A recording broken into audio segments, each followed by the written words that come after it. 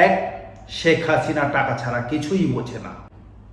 দুই, শেখ হাসিনা লাশ বা রক্ত ছাড়া কিছুই বোঝে না।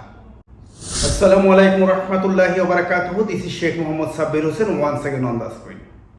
পুরনো একটা বই নতুন করে আলোচনায়। একজন মুক্তিযোদ্ধা, শেখ মুজিব হত্যার প্রতিবাদকারী, 17 বছর শেখ হাসিনার একান্ত সহকারী মতিউর রহমান রেন্টু লিখিত আমার ফাঁসি চাই বইটি 24 বছর পর আবার আলোচনায়। কিন্তু কেন? কি আছে এই বইয়ে? কে এই মতিউর রহমান রেন্টু? একজন অকুতোভয় বীর মুক্তিযোদ্ধা এবং পরবর্তীকালে 1981 সাল থেকে 1997 সাল পর্যন্ত শেখ হাসিনার একান্ত সহকারী মতিউর রহমান রেন্টু লিখেছেন আমার ফাঁসি চাই বইটি। 1999 সালের মার্চ মাসে বইটি প্রকাশিত হয় এবং 2000 সালের জুন মাসে বইটিকে ব্যান করা হয়। সেই সময়ই শেখ হাসিনা কর্তৃক সপরিবারে অবাঞ্ছিত ঘোষণা করা মতিউর রহমান রেন্টুর উপরে দিনে দুপুরে গুলিবর্ষণ করা হয়। গুলিবিদ্ধ হয়ে অলৌকিকভাবে প্রাণে বেঁচে যাওয়া বইয়ের লেখক এর পরপরই লেখেন আরেকটি বই, অন্তরালের হত্যাকারী প্রধানমন্ত্রী। 2003 সালে সপরিবারে ফ্রান্সে পাড়ি দেওয়া বইয়ের লেখক মতিউর রহমান রেন্টু 2007 সালের 10 নভেম্বর ক্যান্সারের কাছে পরাজিত হন এবং প্যারিসেই তাকে দাফন করা হয়। আমার ফাঁসি চাই, কি আছে এই বইয়ে? 17 বছর শেখ হাসিনার একান্ত সান্নিধ্যে থাকা, শেখ হাসিনার সমস্ত অপকর্মের সাক্ষী এবং সহকারী মতিউর রহমান রেন্টু তার আমার ফাঁসি চাই বইয়ে শেখ হাসিনার যে চরিত্র অঙ্কন করেছেন তা কোনো মানুষের রূপ নয়, তা কোনো জানোয়ারের রূপ নয়, তা একটি পিশাচের রূপ। পুরো বইয়ে শেখ হাসিনার যে চরিত্র অঙ্কন করা হয়েছে তাকে সামারাইজ করলে শেখ হাসিনার দুটি মূল বৈশিষ্ট্য পাওয়া যায়। এক, শেখ হাসিনা টাকা ছাড়া কিছুই বোঝে না। দুই, শেখ হাসিনা লাশ বা রক্ত ছাড়া কিছুই বোঝে না। এই দুইটি মূল বৈশিষ্ট্য ছাড়াও বইয়ের লেখক শেখ হাসিনার আরও যে সমস্ত বৈশিষ্ট্য বর্ণনা করেছেন তা হচ্ছে, শেখ হাসিনা প্রচণ্ড রকমের হিংস্র এবং প্রতিহিংসাপরায়ণ একজন মহিলা। শেখ হাসিনা অসম্ভব স্বার্থপর একজন মহিলা, যিনি নিজের স্বার্থের জন্য যে কোনো কাজ করতে পারেন। শেখ হাসিনা নিজের স্বার্থে যে কোনো সময় যে কারোর সাথে পোল্টি মারতে পারেন। শেখ হাসিনা হিন্দুদের প্রতি দুর্বল ছিলেন, মুসলমানদের তিনি বেঈমান মনে করতেন।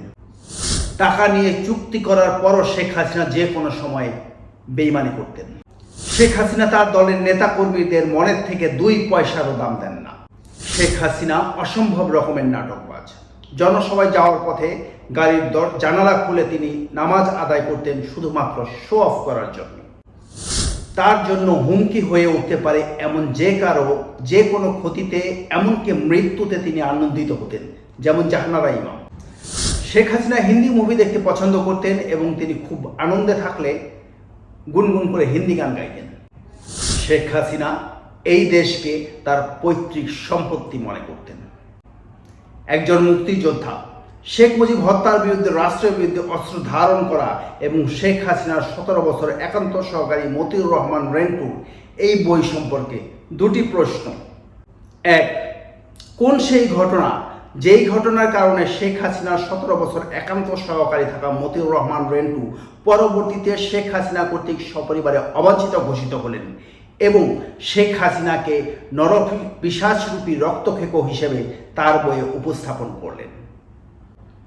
উত্তর নেই, কারণ তিনি বিষয়টি তার বইয়ের কোথাও ক্লিয়ার করেননি। দুই, শেখ হাসিনাকে তিনি যে হিংস্র, নির্মম এবং পাশবিক চরিত্র হিসেবে উপস্থাপন করেছেন, আসলেই কি একজন মানুষের পক্ষে এতটা হিংস্র, এতটা নির্মম, এতটা পাশবিক হওয়া সম্ভব? উত্তর হচ্ছে, 1999 সালে যখন এই বই প্রকাশিত হয় সেই সময়ের প্রেক্ষাপটে এটা বিশ্বাস করা কঠিন ছিল।